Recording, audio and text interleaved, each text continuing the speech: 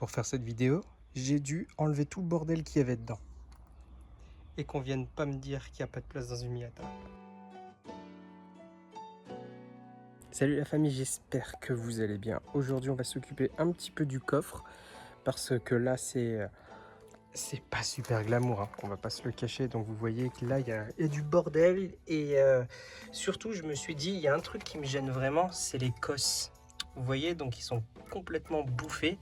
Et je me suis dit, bon, pourquoi pas les remplacer, surtout que cette cosse-là ne fonctionne pas, tout simplement. Et entre nous, c'est bien dégueulasse. Donc je me suis dit, allez, on va s'occuper même du revêtement.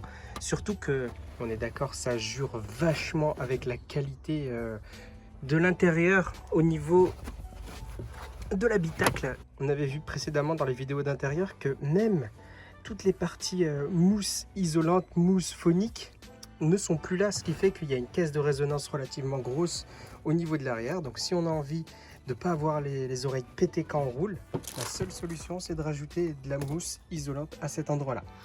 Donc petit truc que j'ai envie de faire, c'est un bon coup de nettoyage. Et suite à ça, on va innover pour pouvoir modifier un petit peu l'agencement de l'arrière. Bon, déjà là c'est nettement plus présentable, hein. Donc vous voyez, c'est hyper clean. Ouais, je fais encore ça sans gants, je sais, c'est pas super.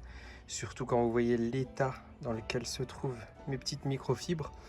Donc j'ai nettoyé ça, un coup de nettoyant frein, plus un peu de produit avec du savon noir.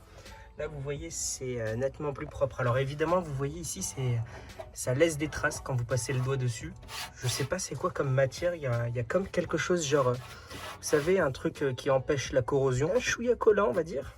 Mais bon voilà, il y avait un petit peu de rouille ici, mais en fait c'était rien du tout. Je pense que c'était les petites vis qui ont été oubliées à cet endroit là qui ont corrodé, parce qu'au final il n'y a rien du tout. Il y en avait ici aussi, mais vous voyez, en frottant un petit peu cette matière noire, on tombe sur du coup la carrosserie. Donc avis aux spécialistes, si quelqu'un sait c'est quoi cette matière, je veux bien qu'il m'explique. Donc ce petit machin là, ce petit capuchon, faut que j'en trouve un pour que je puisse le placer là. Je suis pas sûr qu'ici ce soit normalement caché comme ça. Je pense qu'il y avait peut-être un tuyau ici, parce que là je vois qu'il y a une arrivée, un truc qui est censé justement faire évacuer l'eau. Donc peut-être qu'il y a quelque chose qui devait passer là, j'en sais rien. Cela dit, l'eau devait transiter ici parce que ça ramène à l'extérieur. Donc là vous voyez qu'il y a un trou, donc je pense que je vais les reboucher. Ici, normalement la batterie est posée ici, donc si vous voyez cette partie, c'est tout simplement parce que normalement il y a un petit truc ici qui cale la batterie qui a été décroché sauvagement. Comme vous pouvez voir, il y a toute cette partie encore noire, je sais pas ce que c'est, mais qui a été placée par-dessus le support de batterie qui était rouillé. On peut le voir, hein, ça a bullé en dessous, ça n'a pas empêché la personne du coup de mettre la partie noire, la l'anti-rouille par-dessus, sans traiter cette partie au préalable, ce qui donne justement, attention, cette petite mauvaise surprise. Donc j'ai frotté, hein, quand même, hein. Faut pas déconner, il y avait, c'était pire que ça. Et j'ai à peine frotté, hein, et c'est parti tout de suite. Donc je pense qu'il y a plus de rouille de surface qu'autre chose. Ici évidemment ça a bullé, hein. Mais bon, donc je pense que cette partie là ce sera du coup l'objet d'une autre vidéo. En toute sincérité, je pense que je vais directement la ramener à quelqu'un qui s'y connaît et on va couper, refaire quelque chose de propre. Mais en attendant, on va laisser ça comme ça parce que j'ai besoin de la MX5 roulante pour l'instant. Donc ouais, sinon à part ça, aucune mauvaise surprise, hein, si ce n'est du coup le bac à batterie. Ce qu'on va faire du coup, c'est tout simplement nous occuper de toute cette partie. Donc le coffre d'une MX5, c'est hyper simple. Vous avez du coup toute cette partie coffre, le tapis passe ici, descend et se remet comme ça. Ce n'est pas du tout un emplacement pour une roue de secours. Sur une MX5, la roue de secours se situe là. D'accord, donc la roue de secours prend tout cet espace-là. Et ici, c'est un espace littéralement personnel, hein, là où vous mettez vos bagages, etc. etc. Moi, j'ai décidé de modifier totalement l'agencement du coffre. Ces tuyaux, donc il y a les tuyaux d'arrivée d'essence, normalement sont cachés. Donc vous voyez, ici, il y a des trous et il y a une petite plaque. Donc là aussi, il y a un petit support. Donc une petite plaque qui cache toute cette partie. Donc ça, normalement, vous ne le voyez jamais. Donc moi, ce que je vais faire aujourd'hui, c'est tout simplement créer un plancher à cet endroit-là, afin de mettre ici tout ce qui va nous servir comme par exemple outillage de secours, bidon d'huile, etc. Ça sera vraiment dédié à ça. Vous voyez qu'il n'y a pas un énorme jeu, hein, c'est vraiment très petit. Du coup, toute cette partie-là sera sacrifiée malheureusement pour justement nous laisser un petit espace avec nos kits de secours, etc. Et tout le reste sera du coffre. Pour ce faire, on va avoir besoin de deux choses. Donc, d'abord un carton pour pouvoir créer le patron et un contreplaqué. Moi, j'ai pris, si je dis pas de bêtises, du 7 mm. 5 mm, je dis des bêtises. Donc, c'est un contreplaqué de 5 mm. Ça s'achète, je crois, autour de 5-6 euros à Brico Dépôt. Et le but d'utiliser un carton, c'est que vous pouvez après le placer comme vous voulez. Et surtout pour pouvoir faire les dessins ou le couper au fur et à mesure afin de lui donner la forme que vous voulez. Donc voilà, avec un petit coup de marqueur ici, j'ai mis les petites lignes. Donc ça tourne ici. Comme là vous pouvez voir, c'est parce que je me fie du coup au noir là, ce qu'on voit. S'il faut couper plus court, je couperai plus court, hein, mais bon voilà, ce sera pour les finitions. Donc j'ai pris la ligne ensuite qui se trouve à cet endroit là, qui va jusque là, donc qui descend à cet endroit là, qui remonte ici. Et ensuite à partir de là, donc vous pouvez voir que je vais reprendre du coup toute cette partie là. Je vais laisser celle-ci visible. De toute façon il y a la batterie ici. Donc du coup je vais pouvoir couper. Évidemment j'ai mis plus large pour pouvoir ensuite me laisser on va dire un petit peu plus d'espace au cas où. Là cet endroit là, vous voyez que c'est collé du coup à cette partie là. Et puis voilà, on est plutôt bien. Donc ce qu'on va faire maintenant c'est couper directement le patron pour voir si ça fit parfaitement et ensuite on verra ce qu'on va faire. Donc voilà à quoi ressemble notre patron. Ma foi, ça m'a l'air quand même assez correct. Donc là vous voyez qu'il est un peu plus large, comme je vous dis. Je me laisse quand même une petite marge d'erreur, comme ça si je dois rallonger quelque part ce sera pas grave. Ici on est plutôt bien. Évidemment je rajouterai, comme je vous ai dit, des finitions un peu plus tard. Enfin bref, tout ça pour dire que là on a quelque chose d'assez sympa. Donc si je colle bien cette partie là derrière, tout est carré, tout est bien fait comme il faut. Maintenant on a notre plancher, d'accord? Ici, comme je vous ai dit, cette partie sera cachée. Ici à cet endroit là, il y a tout simplement normalement le cric que j'ai enlevé ici. Donc le cric se place dans cette position. Et ce qui fait que du coup va falloir que je coupe ça vraiment au millimètre, hein, pour pas que ça m'embête lorsque j'enlève le cric. Maintenant qu'on a ce petit patron, on va directement travailler sur la feuille de contreplaqué, histoire de créer tout de suite notre petit plancher. Et là concrètement c'était juste, hein. Mais voyez, une feuille de contreplaqué, c'est pile ce qu'il faut. Je vous avais montré l'étiquette du contreplaqué en début de vidéo. Regardez-la bien si vous voulez les dimensions, si ça vous intéresse de faire ça. Et voilà ce que ça donne. Donc j'ai fait volontairement cette trace là pour vous montrer la démarcation. Donc normalement ça devait se couper là. Moi j'ai mis ça de marge, histoire d'être tranquille une fois que j'installe ça dans la voiture. Mais bon, j'ai pas envie d'être le genre de voisin qu'on déteste. Donc je vais m'occuper de couper la planche un peu plus tard. Parce que là, comme vous voyez, il est bientôt 21 h. Nous, ce qui va nous intéresser, c'est ça. Mais qu'est-ce que c'est, allez-vous me dire? Bah regardez, c'est des petites cosses de batterie qui ont une forme quand même assez particulière. Elles sont assez balèzes. J'ai des cosses classiques et j'ai ce genre de cosses. Alors, pourquoi j'ai pris ça? Comme vous le savez, la Miata elle est en cours de projet, donc je vous ai absolument pas tout montré. Et notamment par rapport à la sono, d'accord? Pour modifier un petit peu la sono, il va falloir quand même des sources d'énergie, hein, clairement ça s'alimente avec la batterie pour la plupart du temps. Et du coup ce genre de cosse, c'est un upgrade parfait si j'ai envie à l'avenir de rajouter des caissons, etc., pour la simple et bonne raison qu'on peut passer les câbles ici et les serrer tout simplement avec du Torx, clé Allen, je sais pas comment ça s'appelle cette connerie. Enfin bref. Donc l'avantage, comme je vous dis, de ces cosses de batterie, c'est que là, vous voyez, il y a plusieurs ports disponibles. Ici, vous voyez qu'il y a le moins. Évidemment, il y a le plus à cet endroit-là. C'est très sympa, moi je trouve. Elles sont relativement belles, avec une petite protection plastique amovible, d'accord? Donc le plastique que vous voyez se retire et ajoute une protection supplémentaire directement. Et je trouve qu'elles sont quand même relativement belles, hein. Les pièces, elle est vraiment très jolie, hein.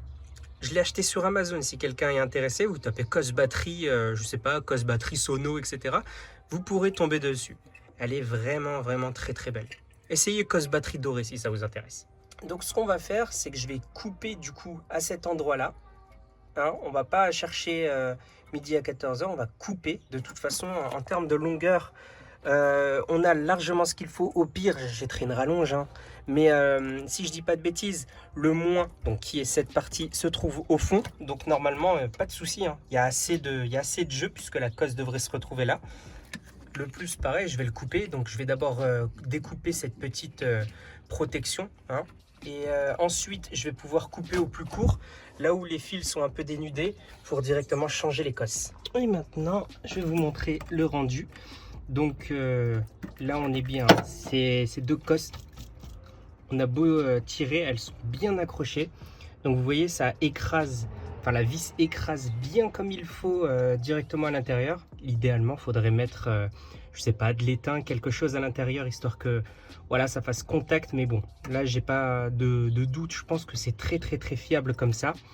J'ai fait la même chose à cet endroit-là. Vous voyez, j'ai remis la petite gaine ici et j'ai mis du scotch à l'intérieur pour isoler et à l'extérieur.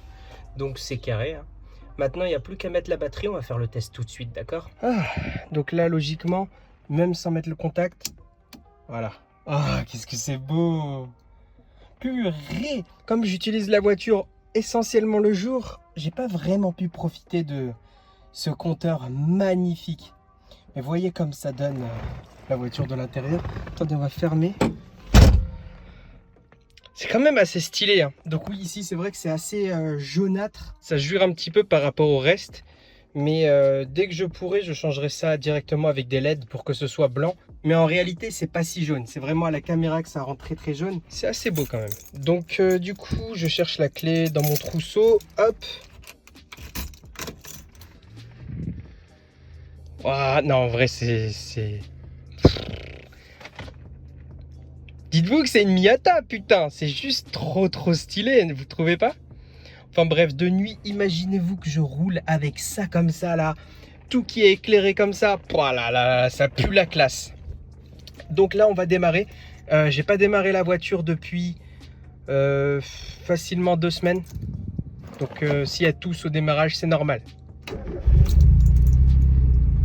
Ouais, bon, ok, je ferme ma gueule. Les MX5, c'est beaucoup trop fiable pour la légende. Dès la voiture n'a pas démarré depuis longtemps, bah, c'est difficile à démarrer.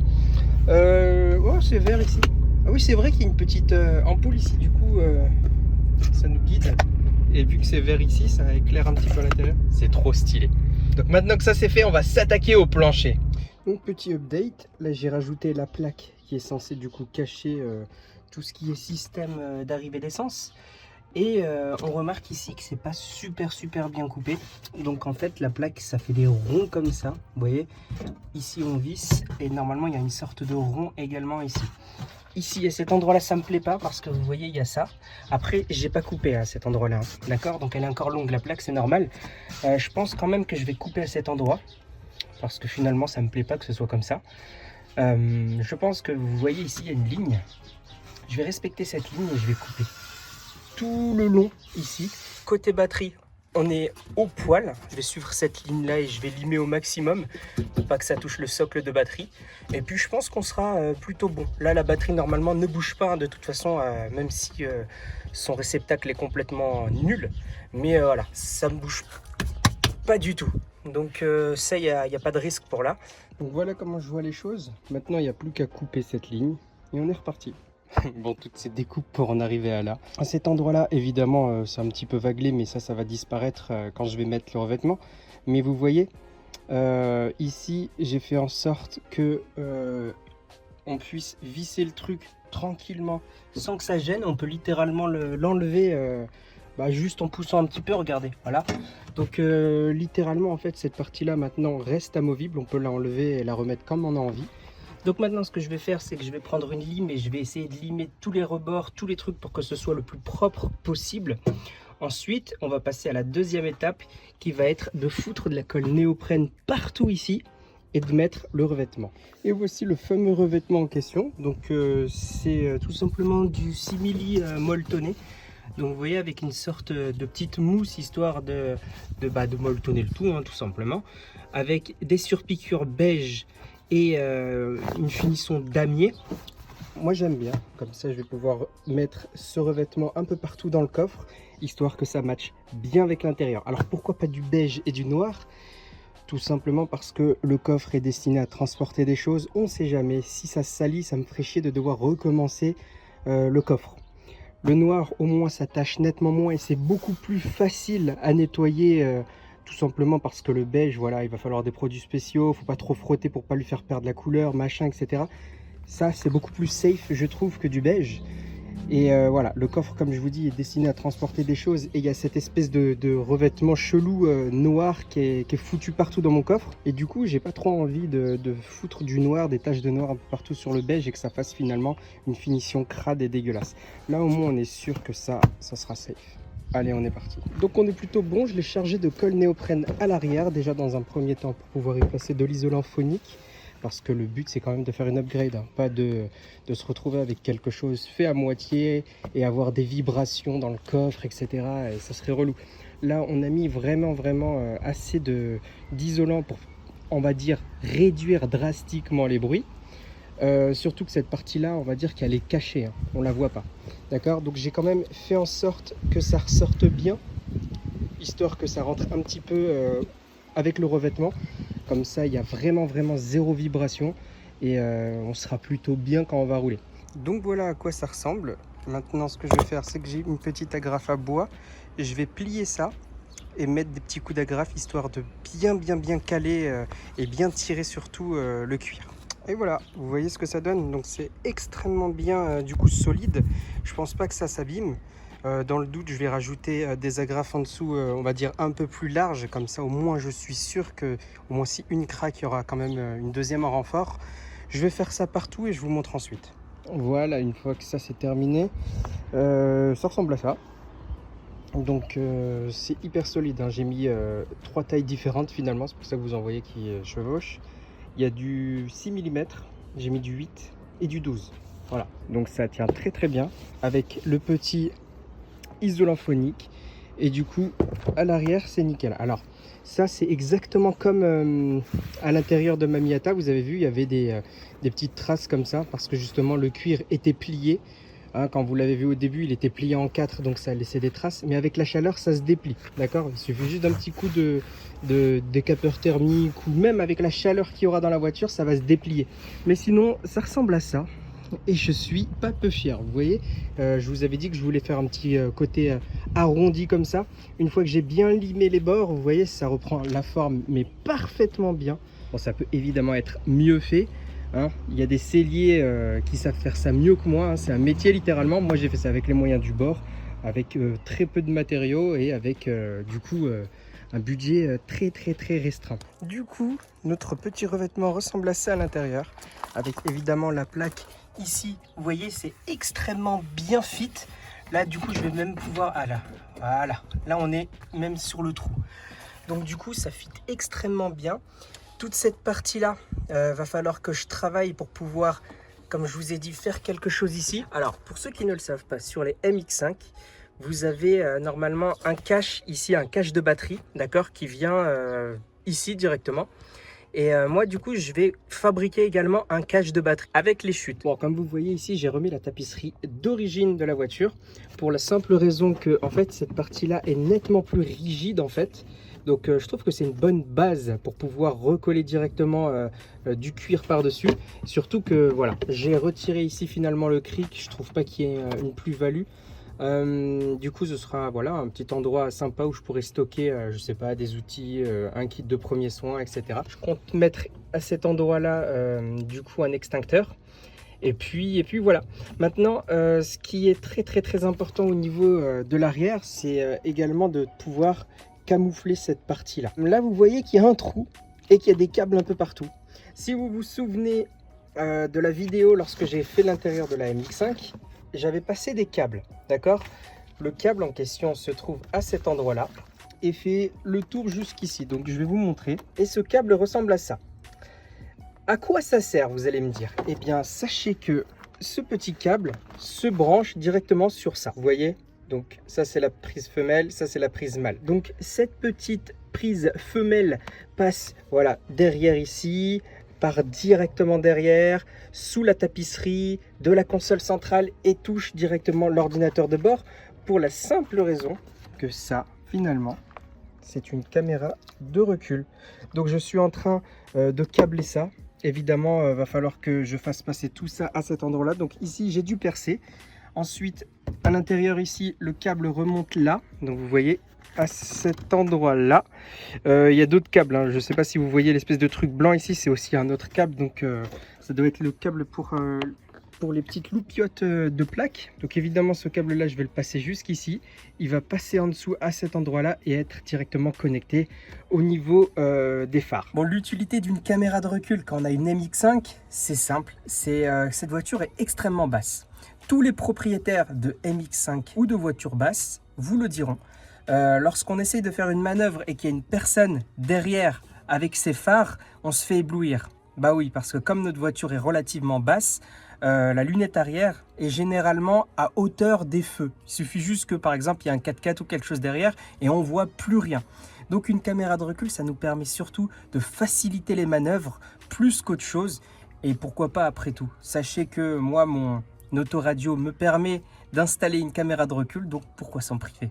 Donc je passe au câblage et je vous montre tout ça. Du coup, j'ai branché ça vite fait à l'arrache. Et ça, maintenant, elle est ici à cet endroit-là. C'est assez discret quand même. On va essayer de démarrer la voiture pour voir ce que ça donne.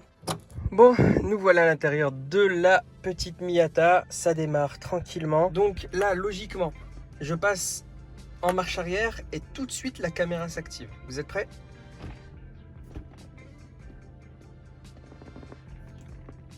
Parfait! Et en plus c'est hyper grand, hein. Là franchement faut vraiment être débile pour rater son créneau ou sa marche arrière. Putain, en plus la qualité elle est ok, hein, franchement. Ouais, j'aime bien. Là imaginez, je vous mets à hauteur de mes yeux là, hein, d'accord? Donc imaginez que là c'est ce que vous voyez si vous étiez à ma place. Enfin plutôt comme ça. Putain, c'est vraiment très bien. Ah, je kiffe. Bon, par contre, là, vous voyez que on n'est pas super bien réglé à ce niveau-là. Donc, je pense que ça ne se règle pas malheureusement sur cette autoradio-là. Il y a des applications qui permettent de gérer ça, d'accord? Donc, je téléchargerai une application, il faut que je me renseigne, etc. Par contre, voilà, il n'y a pas besoin d'être une flèche pour savoir que le pare-choc est là. Sincèrement, moi, je pense qu'en vrai, je m'en fous complètement d'avoir un logiciel, machin, etc., une application. Moi, je vais me fier vraiment au pare-choc. Et puis à mes rétroviseurs, d'accord? Donc ça c'est juste une aide, c'est pas censé le remplacer le fait de se retourner ou de regarder les rétros, mais ça c'est nickel, hein. Franchement c'est juste ce qu'il me fallait quoi. Et voilà le petit rendu final. Ah c'est nickel, avec la petite batterie du coup qui est également en simili. Bon, j'ai hâte de m'occuper de toute cette partie. Faut que je trouve un moyen en fait de cacher ça parce que je trouve ça vraiment immonde. Mais enfin bref, en tout cas là on a super bien bossé. Là il va falloir quand même que je frotte ça pour le faire partir et que je mets un petit coup de teinture comme ça. Ça sera nickel tout neuf. Il faut que j'attache du coup le petit support en mettant une petite vis, comme ça au moins ça sera fixé définitivement. Ça j'ai pas terminé avec les amortisseurs, du coup je l'ai pas refixé, mais voilà. Et puis voilà, on est bien. En tout cas, je suis super ravi du résultat final. Le seul défaut que je constate, c'est ici au milieu. Il va falloir que je rajoute des renforts. Mais ça, du coup, je vais vous le montrer dans une prochaine vidéo.